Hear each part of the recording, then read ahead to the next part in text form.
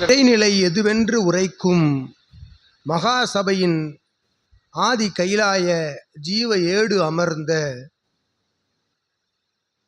முதலாய் ஜீவ ஏடு அமர்ந்து தன் சேவைதனை பிரபஞ்ச மகாசபைக்கு ஆற்றிய அற்புத தலமாக விளங்கும் பூவனநாதன் உடன் உரை செண்பகவள்ளி தாய் அமர்ந்து அருள்பாலிக்கும் கோவில் மாநகரிலிருந்து மகாசபையினுடைய அற்புதமான துவங்கப்பட்ட ஜீவ ஏடு நிலைகளிலிருந்து படிப்படியாய் நற்பயணம் மேற்கொண்டு ஒட்டுமொத்த ஜீவநாடிகளின் அற்புத ஆற்றல் கொண்ட ஆதி கைலாய சிவசூட்சம நூலினுடைய அருள் ஒளிபரப்பு சாதனத்தின் மூலமாக ஓசை ஒளி கேட்டு அருள் நிலை கேட்டு வந்து நின்று தம்பதிகளாய் தன்னுடைய வாரிசுகளோடு வந்து அமர்ந்து நல் சரணாகதி நிலையோடு சித்தனோடும் சிவனூலோடும் இணைந்து நல்ல ஆசிகள் பெற்ற அந்நிலைக்கு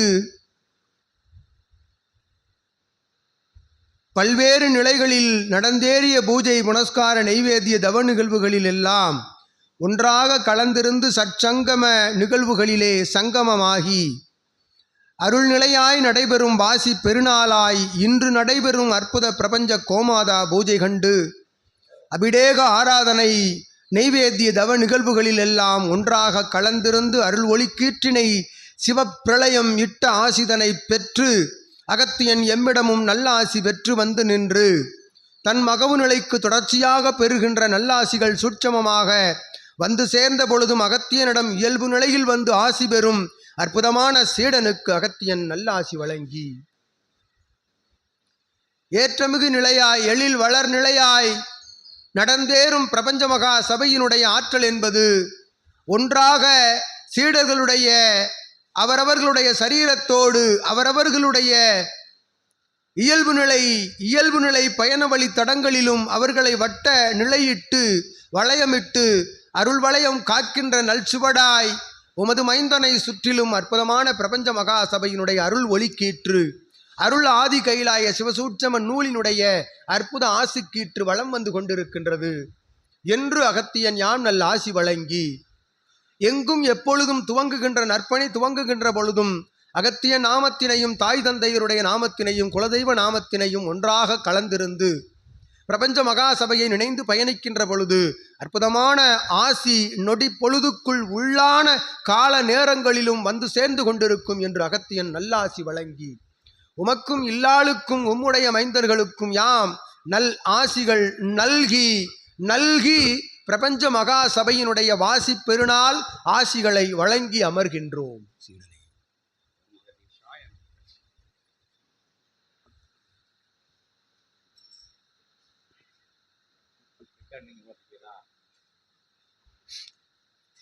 நீங்க யாராச்சும் வாங்க யாரா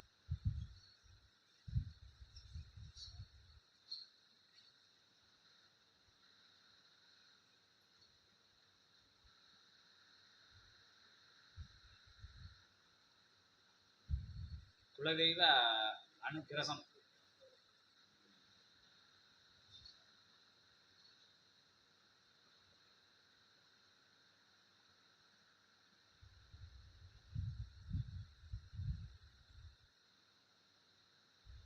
குலதெய்வத்தின் ஆற்றலும் அனுக்கிரகமும் எம்மோடு இணைந்துள்ளதா என்று தொடுக்கின்ற வினாவா. அவரு வேற மாதிரி கேள்விகள் கேட்டாரு. அது இயல்பு நிலையில நடக்கக்கூடிய விஷயங்கள். அதாவது நான் ரொம்ப நாளா ஒரு ஆலயத்துக்கு நாங்க பரம்பரையா பூஜை பண்ணிக்கிட்டு வந்தோம். இப்போ அந்த உள்ளூர்ல இருக்கிற சொந்தக்காரங்கள யாரையோ நித்த பூஜை பண்ணதுக்காண்டி ரெடி பண்ணுதாங்க அப்படிங்கிறத பற்றி இங்கே சபையில் முறையிடுற மாதிரி கேட்டாப்படி. இது இயல்பில் நடக்கக்கூடிய விஷயம். நீங்கள் அதை கோயில் அங்கே இருக்கோம், நீங்கள் தூரமாக இங்கே வந்திருப்பீங்க. அப்போ டெய்லி கோயிலை பெருக்கணும், வைக்கணும், சுத்தம் பண்ணணும்னு அவங்க நினைக்கிறது முறை தான். இதை அகத்திய பெருமான்கிட்ட நம்ம முறையிட முடியாது. உங்களுக்கு சபா அனுக்கிரகங்கள் இருக்கா அப்படின்னு ஒரு கோயிலை நித்தம் பண்ணி சுத்தம் பண்ணது செய்யுது விளக்கேற்றதுக்கு நம்ம தடையாக யாரும் இருக்கக்கூடாது அப்படிங்கிற இயல்பில் உள்ள விஷயங்களை அவளுக்கு எடுத்து சொல்லி குலதெய்வத்தை பற்றி அனுக்கிரகம் இருக்கா, ஆசீர்வாதம் இருக்கா, குலதெய்வத்தை பற்றி கேட்கணுன்னாரு. சரி ரைட், அதை வேணால் அகத்திய பெருமான்கிட்ட கேளுங்க அப்படின்னு சொல்லி உங்கள் திருவடியில் அந்த விஷயத்தை முழுமையாக அகத்திய பெருமான் திருவடியில் சமர்ப்பணம் செய்து அதுக்கு ஏதோ பேச்சுவார்த்தை நடத்த போகிறாங்க அது இதுன்னு சொன்னாங்க. சரி, அது அப்போ இயல்பில் அது நல்ல விஷயமா தெரிஞ்சால் நீங்கள் விளங்கி நின்று அதோட இணைஞ்சு நின்று பயணப்படுங்க அப்படிங்கிற இயல்பான அறிவுரையை அகத்திய பெருமானத்தக்க அருட்கருணையால் சொல்லியிருக்கு. இப்போ வந்து அப்போ எனக்கு அனுக்கிரகம், குலதெய்வத்தோட அனுக்கிரகம் இருக்கான்னு கேட்டு சொல்லுங்கன்னா, ரைட் ஓகே, அது அகத்திய பெருமான்கிட்ட கேளுங்கன்னு சொல்லியிருக்கு. அந்த நிலையில் அவர் கேட்காங்க.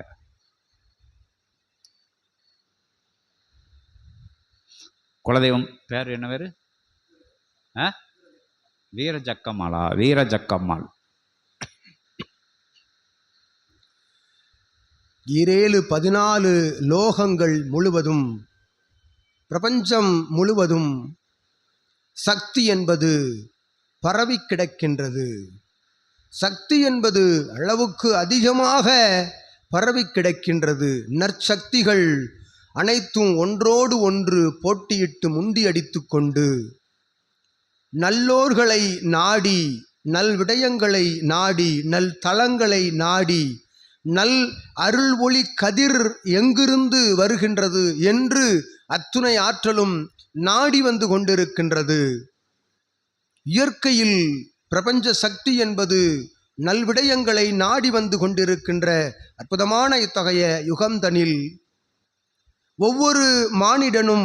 ஒவ்வொரு மானிடன் அது எப்பாலினத்தவரை சேர்ந்தவராக இருந்த பொழுதும் அவரவர்கள் செய்கின்ற ஒவ்வொரு காரிய நிலைகளையும், ஒவ்வொரு செயல்களையும், ஒவ்வொரு அசைவுகளையும் இறை பிரபஞ்சம் உற்று நோக்கி வருகின்றது என்பதே உண்மை என்று அகத்தியன் உரைக்கின்றோம். அது எச்செயலாக இருந்த பொழுதும், பிரபஞ்சத்திற்கு உகந்த செயலாக இருந்த பொழுதும், பிரபஞ்சத்தின் நடைமுறை தன்மைக்கு அது மாற்று நிலை கொண்ட செயலாக இருந்த பொழுதும், அத்துணை செயல்களையும் பிரபஞ்சம் இறை சிவம் உற்று நோக்கி கொண்டிருக்கின்றது என்று ஒருவள் நடை போடுவாள் ஆயின், நடை போடுவான் ஆயின், இக்கலியுக